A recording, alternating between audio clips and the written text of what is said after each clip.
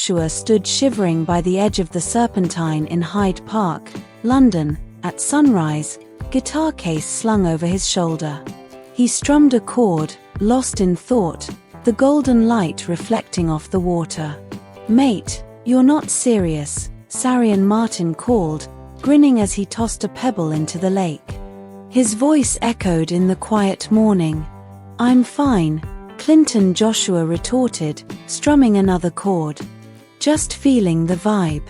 Sarian Martin snorted. "Vibe? You'll be feeling the bottom of the lake if you slip." Before Clinton Joshua could respond, Sarian Martin nudged him too hard. Clinton Joshua stumbled, arms flailing, and splashed into the chilly water, thrashing until Sarian Martin jumped in and hauled him out.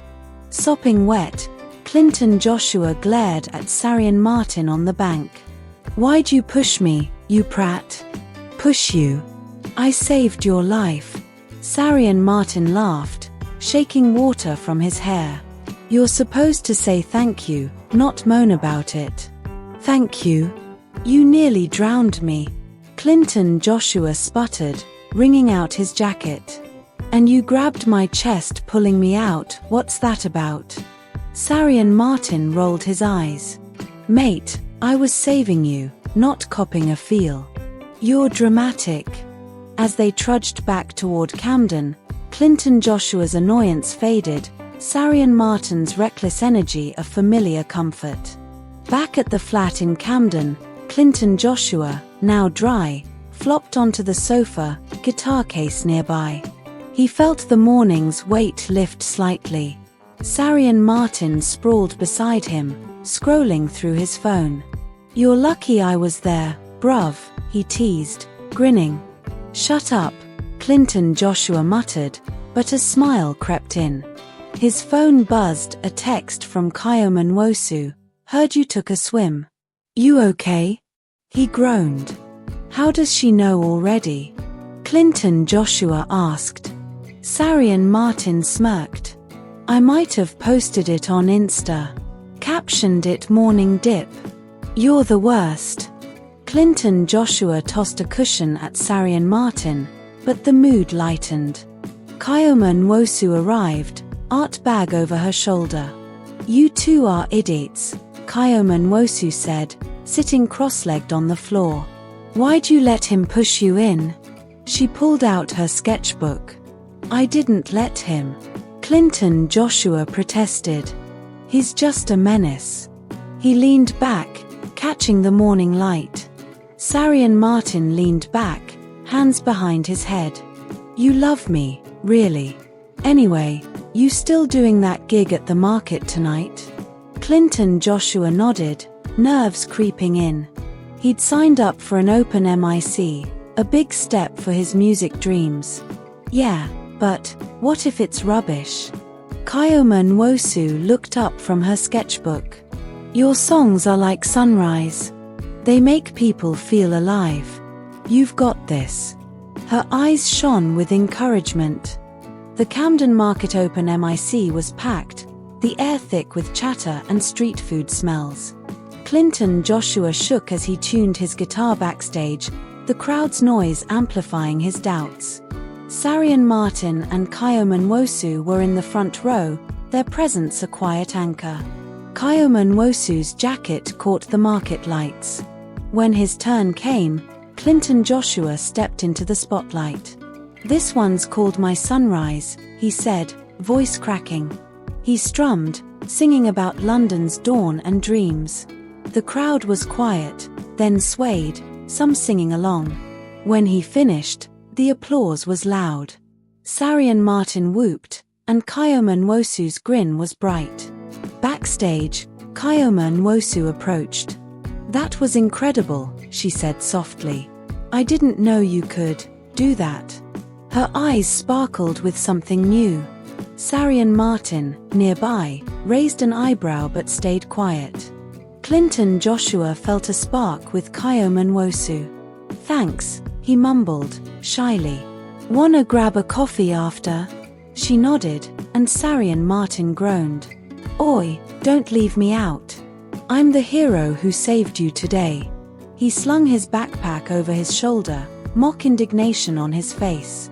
Over weeks, Clinton Joshua and Kayoma Nwosu grew closer, walking along the Thames at night, her sketches inspiring his lyrics.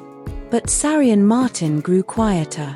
"You two are all lovey-dovey now," he said one evening at the flat, tossing a football. "What about me?" "You're still my mate," Clinton Joshua said, sitting on the sofa, but Sarian Martin's forced smile didn't convince him. He sensed jealousy, not just of his time with Kayoma Nwosu but of their shifting lives. One night, after a gig, tensions boiled over. Clinton Joshua and Kayoma Nwosu were laughing over a new song when Sarian Martin snapped, "You're different now. All high and mighty with your music and your girlfriend." Clinton Joshua frowned. "What's that supposed to mean?" "I'm still me." He leaned forward, searching Sarian Martin's face. "Are you?" Sarian Martin shot back. "You barely hang out anymore. It's all about her." He gestured toward Kayoma Nwosu, who set down her sketchbook. Kayoma Nwosu stepped in, voice calm but firm. "We're not leaving you behind. You're family. But you've got to stop acting like his success is a betrayal." The argument ended with Sarian Martin storming out, leaving Clinton Joshua torn, guitar case over his shoulder as he watched his friend go.